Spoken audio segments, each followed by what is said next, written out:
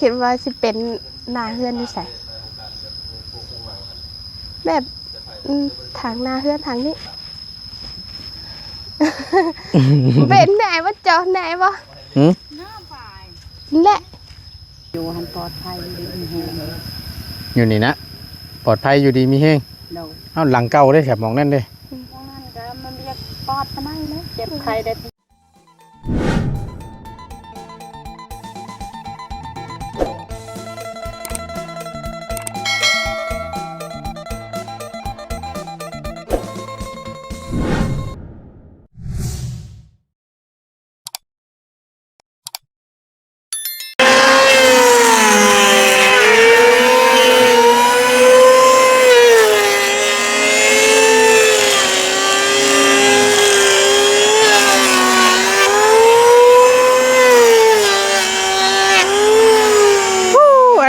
อันถามแน่นี่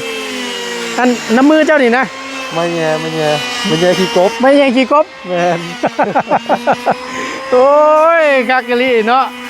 เอาไว้วันยามมันคาบ่คักแน่ลีฉันนี่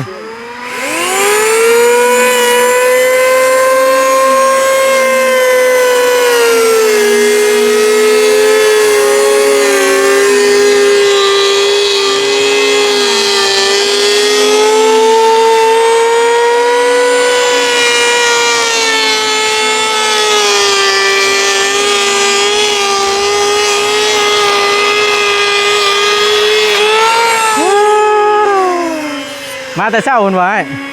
โดยสบายดีข้างเด้อโดยพี่น้องเอกราบสบายดีและสวัสดีเด้อพี่น้องสบายดีตอนบรรยากาศเนาะช่วงสวยๆแน่หน่อยนึงไม่ใช่ฮะมาเดือนหมู่บ่ฮะเพื่อนเพิ่นขายเครื่องหมู่บ่นั่นกะ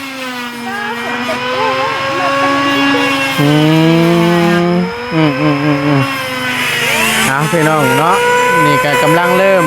ลงมือแล้วระวังกบไม่เส้นเนาะตัวนี้จะเป็น5 คูณ 12 5 คูณ 12นี่ตามที่ทั้งให้สร้างเดี๋ยวว่าได้ล่มกันแล้วเนาะทางเบาดีก็ได้ทั้งให้เพิ่นได้คำนวณว่าสั้นซะได้คำนวณได้ไล่เบิ่งแล้วก็ว่ายังขาดอยู่ว่าซั่นเพราะว่ามันเป็นไม้ต่อได้พี่น้องเนาะมันเป็นไม้ต่อก็ได้ว่ายังขาดอยู่ว่าซั่นแต่ว่าทางเบาดีจดรายการไปแล้วล่ะเดี๋ยวเข้ามาเพิ่นแหละเนาะเป็นพวกบลองหรือว่าเป็นพวกน็อตเดี๋ยวต้องบริจัดการเข้ามาอีกแต่ว่าไม่คนจะมาส่งอยู่บอดี้เหมือนเนาะ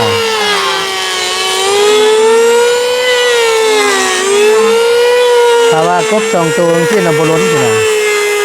ไม่นี่กับทำปลาลงฝนบตกนี่กับคือสิหลายเติบแล้วล่ะแต่ว่าฝนตกก็ยังได้อยู่เพราะว่าตั้งให้เราเห็ดมองคือพักมองพักมองต้นมองเจ้าอยู่ข้างๆเพื่อนนี้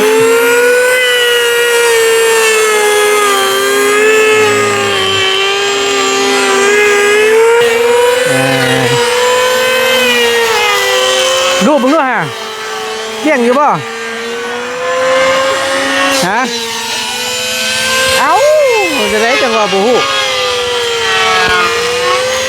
เสียงสีลังเนเด้อพี่น้องขอโทษขอไฟได้ลายเสียงกบ2 ตัวประชันกันยอดเงียดอยู่บอกว่ารูปไม่สิบจักบ่มันเกี่ยงบ่เกี่ยงว้าวจับเชื้อจะไปรูปเบิ้งตัวยังบริกรบันเนี่ย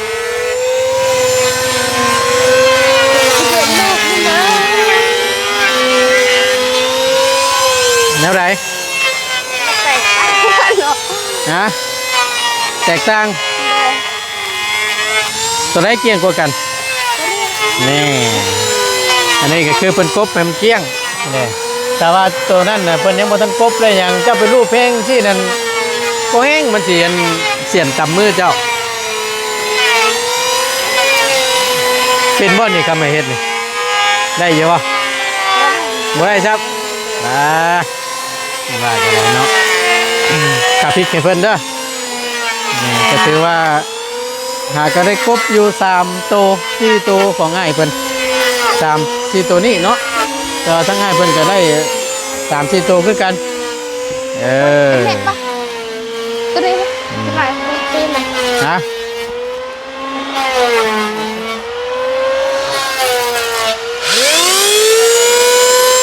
นี่เป็นประโยชน์ได้เนาะร้านมันตอกเป้านี่เนาะพอได้ห้องกบไม่เฉยพี่น้องเลยคักเลยนี่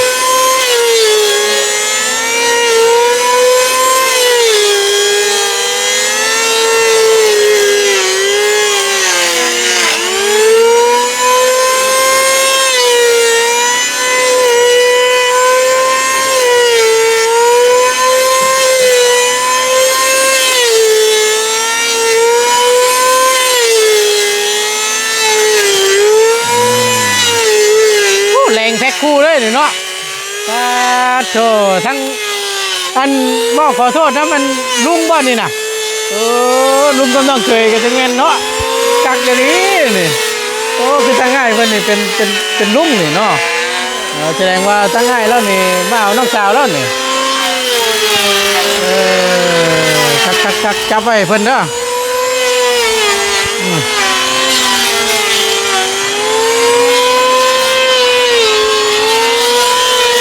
แต่ว่าถ้าง่ายเราจะเป็นไปได้เลยอยากแห่มาโลดเราเราจะได้ครบไม่ต่อเลยเราจะคิด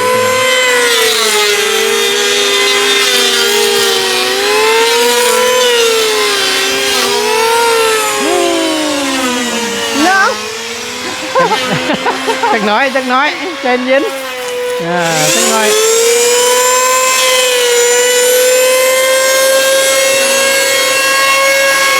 ให้เพิ่นเล่นล่องอีกรอบนึงก่อน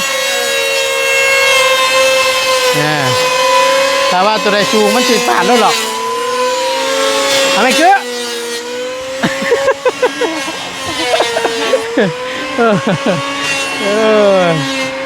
แต่ว่าก็สิเริ่ม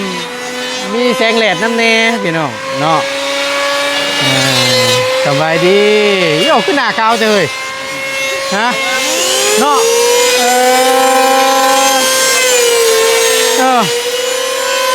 เริ่มเที่ยงเริ่มกล้วยขึ้นละบาทนี่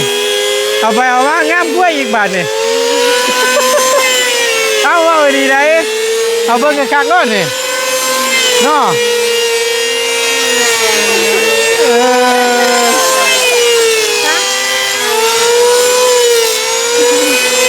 พี่น้องมาเบิ่งจังสี่น้ำเนาะ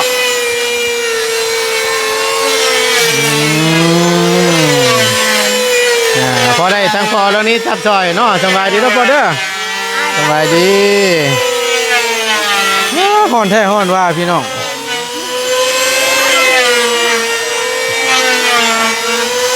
เสานี่สุดยอดเลยพี่น้องเพิ่นว่าโอ้ยบ่ตูนเลยว่าซั่น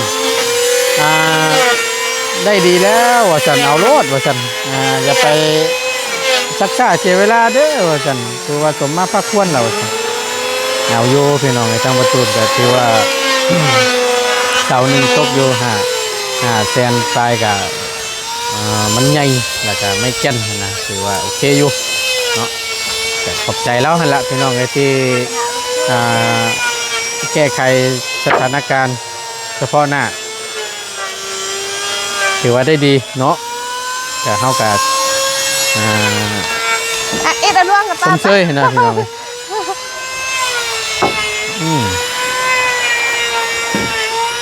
อุ้ยเสียวน้ำมันเชานี่ก็พอแห้งเนาะบ่เป็นยังบ่โยกเยกอยู่ย่านได้เฮายันมามันก็ทับตีนเฮานั่นแหละจากหน่อยมันก็จะทำตีนเจ้าแหละตัวนี้ฮะอันนี้แต่ว่ามันเนาะบ่ละกะแต่ว่าเขามีแนวเปลี่ยนอยู่มีแล้วบ่ อยู่ท่าเด้อฉันเด้อสักหน่อยเด้อ ฮะแต่ว่าลืมบ่ยาสูบเราอ่ะแต่ข่อยจะเอานี่ให้แทนสิดีกว่าหั่นน่ะเพราะว่าในเฮ็ดไม่ว่าเฮ็ดเวียกเฮ็ดการเฮ็ดงานพี่น้องเอ้ยทั้งบ่ตูนชื่อM100เนาะหรือว่าเครื่องสู้กำลังนี่แหละมาให้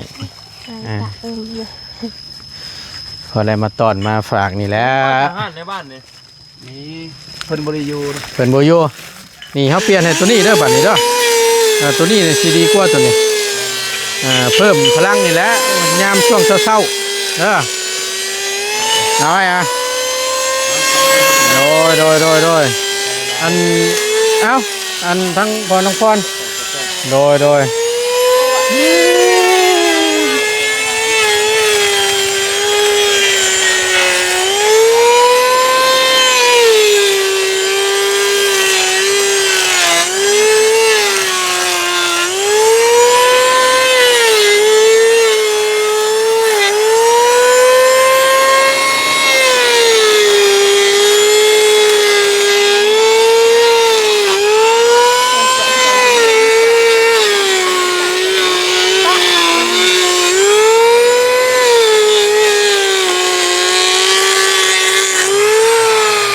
เพื่อมันแค่นน้อยเนาะมันแค่นแล้วไม่แย่ปากด้วยเนาะ เอาชื่ออันM100มาฝากเด้อ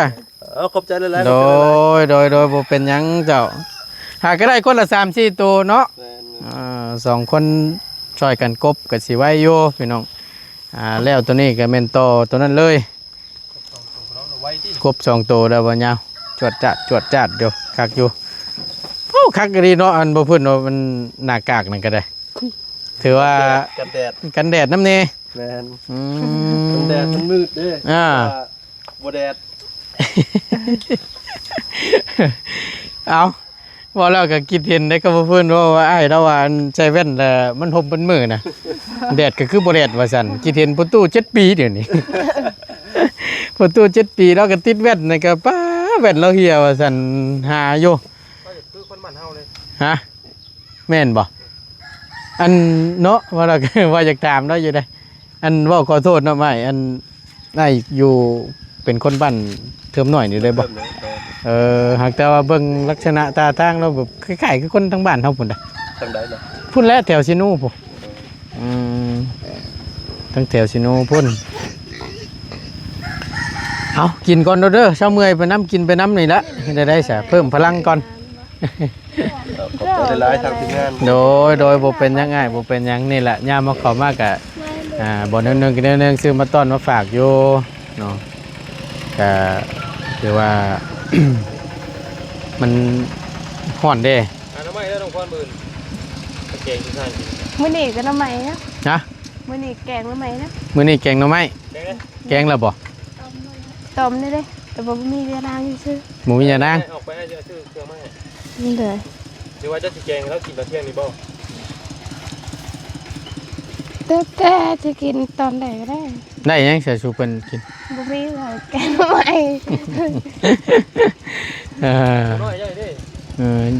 ยกเอาหมูน้อยหมูขาวซ้ำเอาหมูน้อยแล้วนั่นก็ปานบ่ว่าอีกเด้อเนาะสิบ่ของแม่แพ้ลูกซะแล้วเนาะไผน่ะไปให้เป็นหน้าสีข้าวสีน้ำกาเกียมไว้ได้เนาะบัดหันตีนยางออกไปใส่ตีนเด็กโดดลงบัดขี้ข้านหันอีกแล้วน่ะไม่เปื่อยหนูเปื่อยใช่นี่แหละไม่เปื่อยบ่นี่น่ะกระมวลตัวเปื่อยตกแข็งบ่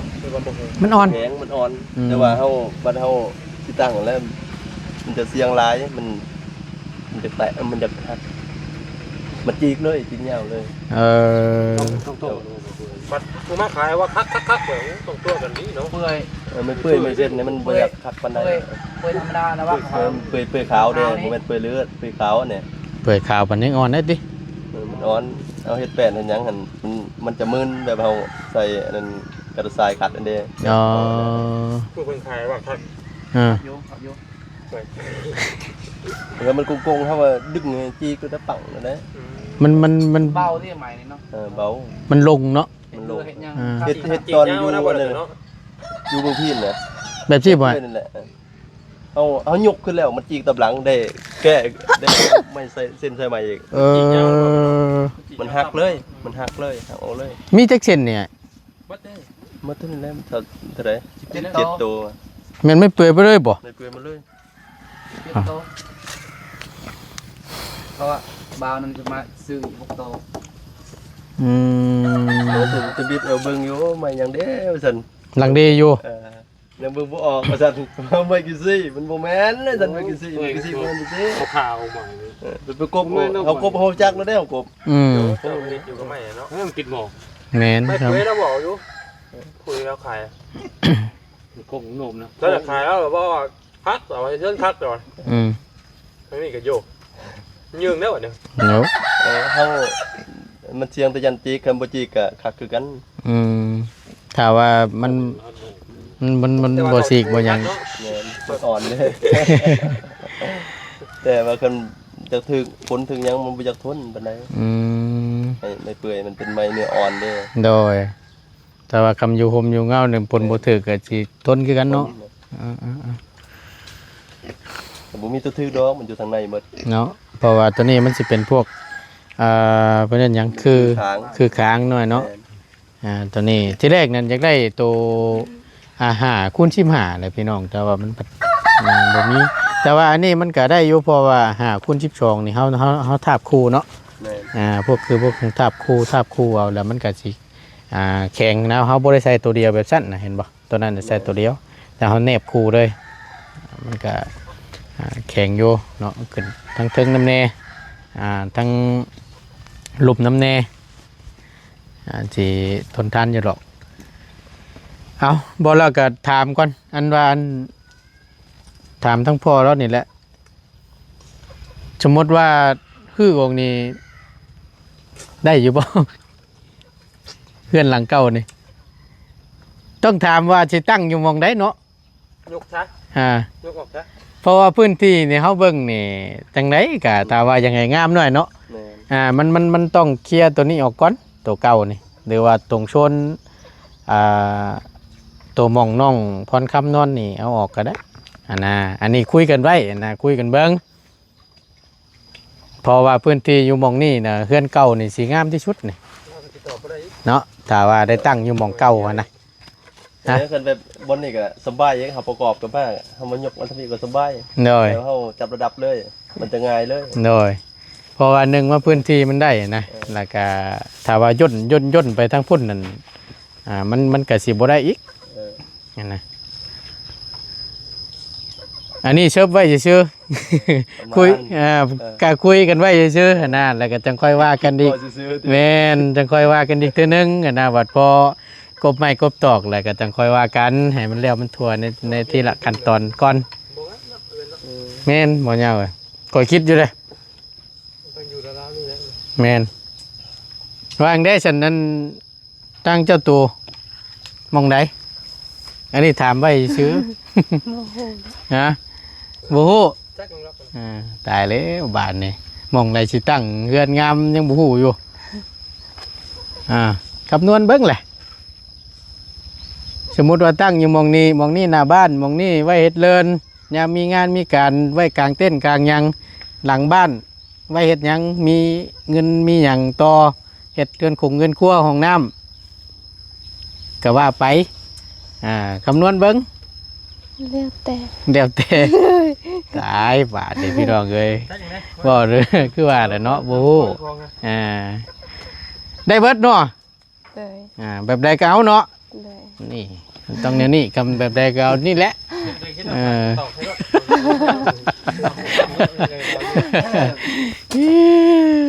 เอาพี่น้องเดี๋ยวจะค่อยว่ากันอีกทีนึงอันนี้ก็เชิบไว้ให้ข้าวว่าซั่นจ้าให้ฮู้น้ำกันเนาะแต่ว่าโอ้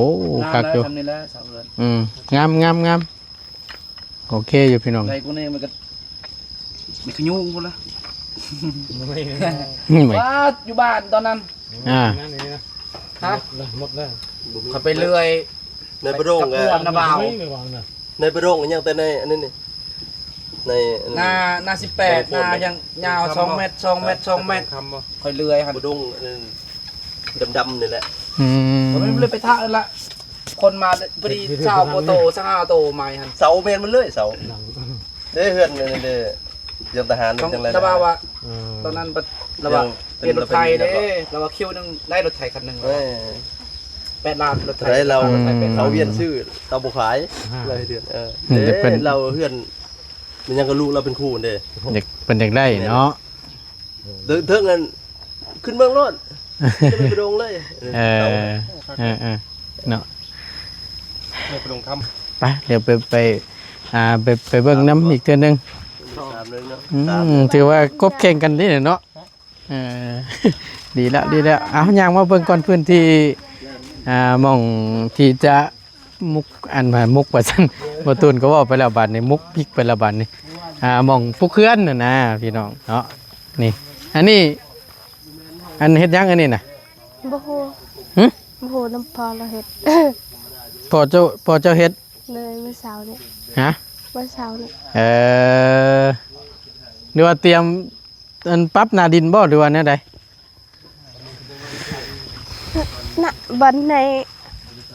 ปลูกบันที่บ่ได้อ่ะ หึ บันนี้บ่ได้อ่ะตัดทิ้งค่ะกงเลย กกน้ำใยนี่บ่ เลย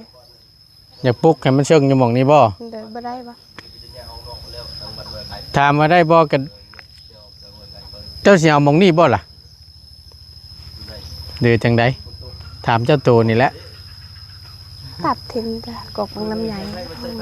ตัดนั่นแต่ว่าพวกตอพวกหยังมันเด้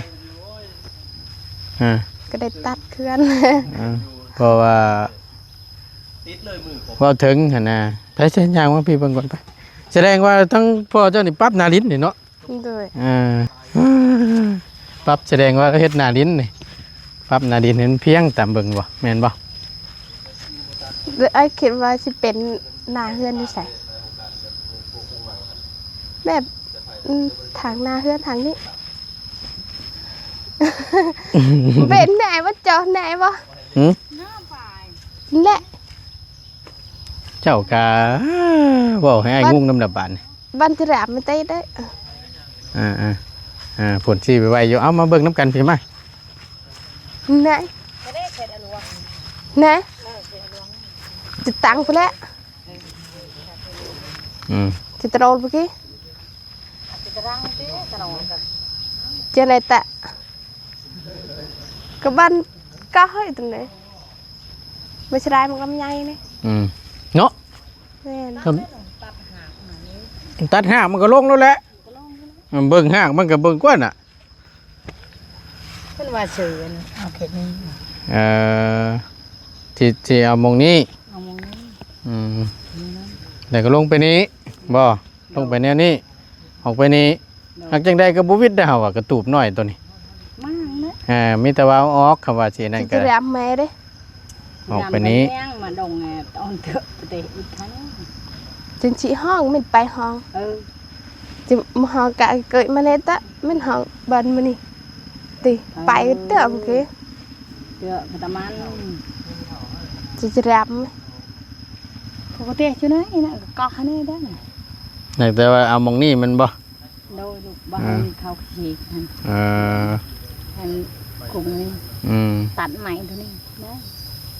บ่ยากดอกคำว่าเลือกอยู่มองนี้ก็ได้คำสิพุกนี่ก็ตามใจเจ้า ได้มองนี้คือมันคักแน่มันกาวางหัน บ่ เราอยู่หันปลอดภัยดีแฮง อยู่นี่นะปลอดภัยอยู่ดีมีแฮง โดย เอาหลังเก่าได้แถบมองนั่นเด้ มองนั่นก็มันเรียกปอดมาได้นะเจ็บใครได้พยานฮะ บ่ โอ้ย สร้างว่าแต่บาดนี่บ่เวลีน่ะ ก็แม่ล่ะเฮือนนั่นก็อ้ายตายนี่ อยู่หลังนี่ โดย อยู่หมองปุ๊กนี่บ่ มุกบ้านทางนี่ทาง ข้างไปพุ่น บันนี้ แต่ว่าภาคแลนไปหั่นล่ะว่า โดย นี่ก็ย่านแล้วมันบ่นะ วางแน่ ไก่หมักกำไยนี่ ไก่มาทำไงนี่เหือดเหล่า อ๋ออยู่นี่ เลย แต่ว่าดินมาฟังนี่บ่ โดย เพื่อน เป็น คน แม่ ตา ไก่เอาหน่อยเดียว ก็เลยเลือกหมองนี่บัดนี้ โดย ได้บ่เป็นหยังก็มีต่อว่าเดี๋ยวช่างเพิ่นว่าได้กะว่าได้อยู่บ่เพิ่นคำนวณ ปลาเมื่ออ้ายกลับไปบ้านไปห้องทำได้เตะบ่ เรามองละลายได้บ่ ก็ไม่ปลาเมื่อหาเตะเป็ดอ่ะ ได้ ได้คนไทย คำเพิ่นแทรกเพิ่นวัดนี่ก็คำว่าได้ก็ตามเพิ่นนั่นแหละแต่ว่าเจ้าก็เลือกอยู่หม่องนี้เนาะ ไม่เตะ หม่องนี้เนาะคุยกันนั่นแหละเอ้ยบ่ว่าหยังดอกเขาน่ะคำเลือกหม่องใดก็เอาหม่องนั้นแล้วแต่เจ้ามักแบบใดมุมใดได้เบิดน้ำใยนี่ก็ถามว่าสิลายบ่ก็สิลายหากแต่ว่าเลือกที่จะตั้งอยู่หม่องนี้ล่ะก็มันก็จำเป็นได้เอาออกแล้วนี่ถ้าว่าเลือกอยู่หม่องนี้สิปลูกเขื่อนอยู่หม่องนี้ก็จำเป็นต้องได้เอาออกแล้วให้ได้มันขมังแหละเนาะแล้วก็ปลูกไม้บ่ยากหรอก ปลูกใหม่เท่าเลย ก็จังว่านี่แหละให้ได้จ้ะมันขมังแหละ เขาจะปลูกมึงนี่ คำว่าเพื่อนว่าอยากปลูกอยู่หม่องเพื่อนเก่าผัดได้หื้อได้มากออกไม่เบัดเห็ดกระตูบอยู่ท้า3เพื่อนแล้วแล้วผัดย่านแต่ว่ามันจิมบ่อนั้นว่าสัตว์นะก็แล้วแต่เจ้าหรอกว่าคำเสียงหม่องนี้ก็ได้บ่เป็นหยังคำเลือกอยู่หม่องนี้ก็คำเลือกอยู่หม่องนี้เพิ่นบ่ให้บ่ถามคนใด ถามแล้วฉันว่าพอกินก้อนหมากนี่บ่แล้วบ่ทันพอกินนึงแม่จะปลูกเรือนแล้ว แล้วเพิ่นว่าแนวใดซะ ก็ตามใจแล้ว เพิ่นว่าให้ตัดอยู่บ่ แม่เธอกินแม่เด้ ต้องถามมึงเด้เจ้าไปขอน้ำไผอันนี้น่ะ มีเด้อย่างหลังนี้ อ๋อเพื่อนประตูเพิ่นนี่บ่ขอกินมาก แล้วว่าขอกินหมากคนก็โอ้ยว่าจะปลูกเรือนนะ ทั้งอยากน่ะก็อยากอยู่นั่นแหละว่านั่นนี่หากเฮ็ดได้มันขมังว่านี่นี่ มันปลูกเรือน จำเป็นแหละ จำเป็นแล้วตัดกระตัดแล้วว่ะ บ่แล้วพี่น้องก็สิลายแล้วหมากมันเต็มอยู่ ดอกเนาะ ลกอยู่ปีนี้น่ะแต่ว่านั่นแหละมันถ้าว่าเลือกจะมองนี่แหละก็ตัดสินใจเอาเห็นโอเคแล้วอ่ะคือ เกิดเบาแค่โอเคแล้ว นะ คือตารางตามใจ ตามใจ เลย ฮู้อยู่บ่ปลูกเขื่อนนี่สิหันหน้าไปทางใด บ่ฮู้ บ่ฮู้ซ้ำ เลย ในส่วนตัวมักหันหน้าไปทางใด มัคณะ เป็นกันได้นี่ ออกทางนี้ ตึก หันหน้าออกทางพี่แหล้วมันงามเหมือนอย่างดอกเนาะกะแคมทางเพื่ออนาคตลุงเถื่อปัดมีมาหาได้ปัดอยู่นี่เป็นหน้าบ้านเฮ็ดเปิดห้านค้าห้านขายก็ได้เบิดบ่เป็นหยังอยู่ในนี่นะหันออกพุ่นละโอเคแล้วเนาะเอาก็มีแต่ว่าตามนั้นได้สันเด้อคำโบสั้นก็ได้แต่จังอันว่ากันอีกทีนึงถ้าว่าเลือกอยู่มุมนี้น้องพรชี้จุดแล้วเราอะเอามองนี้ เลย ร้อย บ่ฮู้แหละทางแม่เพิ่น อยากได้มองนี้ เลย ปุกกระปุกและเฮ็ดได้ใช้คำว่าบ่อยากปุกอยู่หมองเก่าก็ได้